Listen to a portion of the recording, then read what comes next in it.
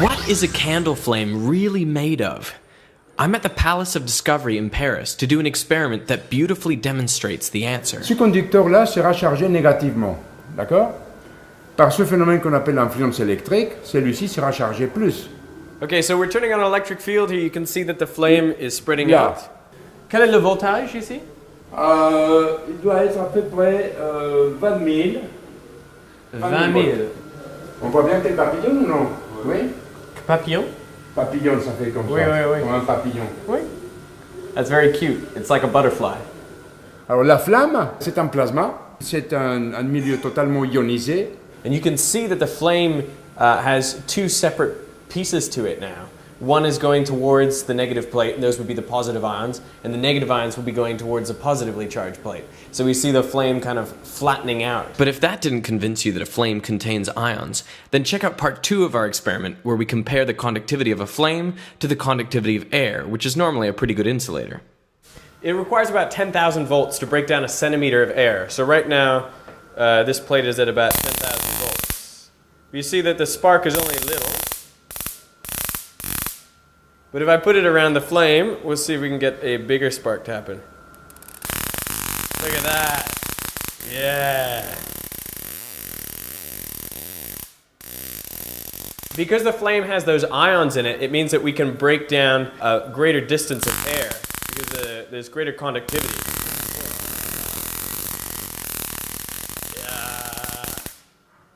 Yeah. That's awesome.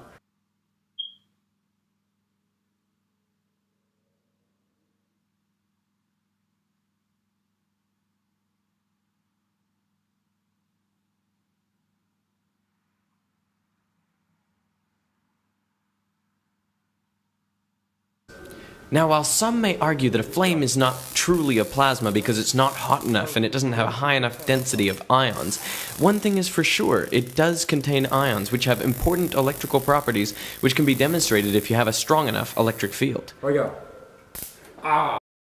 We should be very careful about artificial intelligence. If I were to guess at what our biggest existential threat is, it's probably that.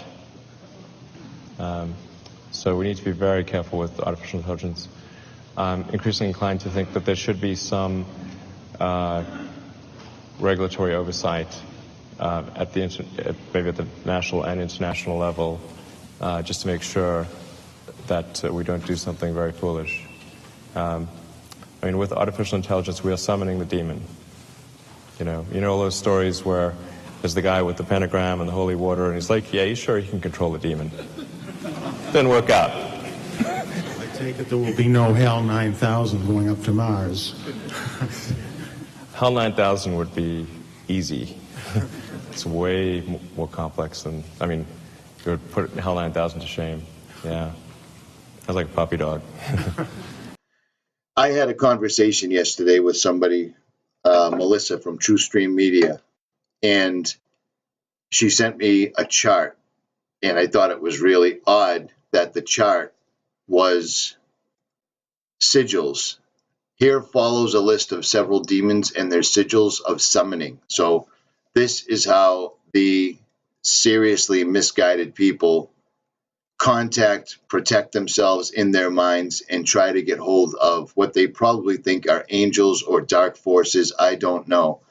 But if you look down right here, LM, and see the sign right there, well, it's frighteningly close to the CERN symbol. Now, I'm going someplace with this.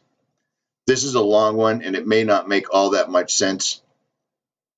Yesterday, I was working on my Toyota, and I inadvertently didn't hook up my dual battery correctly after I worked on the headlights, and I blew a relay. Now, I'm going to show you what a relay is, and then I'm going to show you how it ties into this. It's really strange. Now, this is a relay that I took out of my truck. So check this out.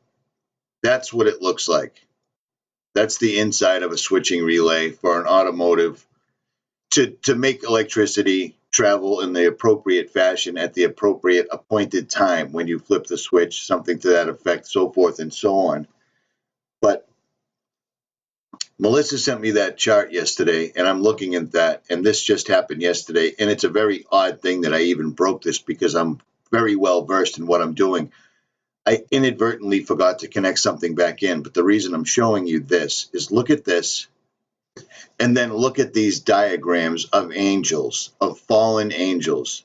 Do you see all of these? If you look at these look exactly like the workings of the inside of a relay. As soon as I saw them, like this one specifically reminded me of that. And for instance, this is a wiring diagram. Here's the switch inside the vehicle. These are the lights on the outside of the vehicle. This is the relay, the thing that I just showed you that I blew. Now, why am I saying any of this? Do you see this right here? Look at these diagrams. Look at these different sigils. These are allegedly the symbols for each individual named deity, fallen angel, whatever it is you want to call them. LM is the Lord of Attrition, and that's the symbolism that CERN's using. If you look at these, it's the same thing as these. Do you see all these little symbols, all these little diagrams that they use when they're making electricity? Now think about it. Think about it. I know this is a tough one. You're really gonna have to wrap your mind around it, and I can't quite find the quickest, easiest way to explain this. But when you look at this stuff right here for electricity, it all looks the same as the symbolisms for summoning a demon. It just does. Now think about it. We've been taught about Benjamin Franklin finding electricity, so forth and so on. He went outside during an electrical storm. Well, this is what I stumbled across while I was looking at these sigils. It made me go back and think of the story that we were all taught when we were in school, how Benjamin Franklin went outside with a certain key shaped exactly like a sigil during an electrical storm. Now, the more you look into these symbols, which are supposed to be represented here by their appropriate deity that's attached to them, none of these are very friendly guys. But in the story, it tells you to go look at specific, they're calling these in black magic or witchcraft or whatever you want to call them, they're calling these things circuits. And it makes me wonder why they're spraying the atmosphere with something that would be incredibly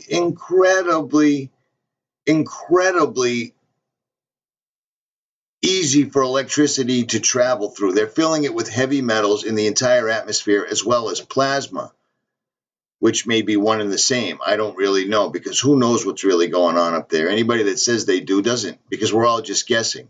But these are all the sigils, and when I look at them, all I'm seeing is a wiring diagram, a blueprint. And now you think about all the television shows that show electricity, something evil traveling through the electricity and coming out and attacking everybody and taking over and so forth. And think about this. As far as we know, we are the only civilization that has built themselves a reverse Faraday cage. Think about it. This is a version of a Faraday cage, and this is pretty much indistinguishable from the same box that they keep around the D-Wave quantum computer or the gold-plated spinal cord that they have hanging inside of a Faraday cage, electromagnetically protected, kept below Kelvin, so forth, so on, and blah, blah, blah. But we, as a species, are the first ever to, not only are we living on an earth that is surrounded, covered with telephone poles, electricity, all this stuff, when they damn well knew when they put these up, they didn't have to, because Tesla already showed them how to use wireless energy. They instead opted to surround us with telephone poles, power grids, electricity everywhere. And I mean everywhere. These things are absolutely everywhere. So not only when you're walking around outside are you no longer grounded to the earth in bare feet on soil, you have hot top concrete pavement, and we're surrounded by telephone poles. And then to take it one step further, when you're inside your own home, you're in your own personal anti-Faraday cage, because your walls are full of wires, your ceiling's full of wires, your floor are full of wires, they're everywhere. And now to take it even one step further, everyone's using a laptop, cell phone, or something like that that runs on what? Electricity. It's digital. They're filling the atmosphere, and they're conjuring these things, and they're using the symbols necessary to do such a thing. I'm having a hard time here. I can't really explain what it is I'm trying to say. A specific set of circumstances put all of this into my lap, one by one by one by one.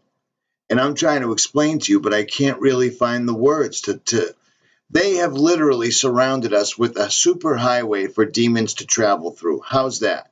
How's that? Instead of being inside a protective Faraday cage, we're inside the anti-Faraday cage, and they're using things like CERN, and they're using the symbolism every place that basically shows us that they are indeed conjuring. This symbol right here is obviously CERN. I mean, really? And then you see symbols like this for Dagon, and then again, I watch videos of people catching things like this in the sky. Take a look at this video, which captures what appears to be an eye in the sky. Now, the person using this isn't known for chicanery or tomfoolery, and they're using a serious camera setup that they know how to operate. But you tell me what this is right here. What does that look like? Nothing more than an eye. One eye. We are literally surrounded by one eye symbolism right now, right? I mean, most people are carrying them in their pocket right now. I mean, you think it's a coincidence that every single celebrity, every single magazine, every single movie, every single music video, everything has this crazy one-eye symbolism in it, and then all of a sudden people are actually catching stuff like this right before dawn, the most powerful point of the day where the veil is the thinnest. They're catching videos like this. That is not someone using their camera improperly. That is either A, it's a portal opening pre-dawn, right before dawn, or B, it's exactly what it looks like, an eye in the sky. And again, a lot of us videotape this stuff at night. For instance, here's a time lapse of the moon by the same exact person. And this is Melissa from True Stream Media. So she's not known for crying wolf, but what do you think that is? It's either a portal or it's the one-eye symbolism in the sky like we always see. And a lot of people have caught this. It's not just her. But I guess to make a long story longer, you're looking at a Faraday cage right here. The powers that be have intentionally built the exact antithesis of a Faraday cage all around us. They've given a super highway for these demons they're trying to release, a path directly into your home, if not into your pocket. At any rate, that's my 2 cents. When I kept looking through these sigils right here, I kept coming across things like use these when electricity is at its highest, and they kept referring to the sigils as circuits. Now, when I saw that exact sigil, the first thing that came to mind is that looks exactly like the relay I just took apart last night, and turns out it is. It is identical. This all looks like electrical drawings, and I don't think that's by accident. I think electricity is going to be the conduit that they use. Think about it. Ben Franklin, a Freemason, goes outside after doing some sort of a ritual. Something tells him to put a kite in the air with a specifically shaped key on the end, a skeleton key. He comes back in and figures out how to make a light bulb out of the blue.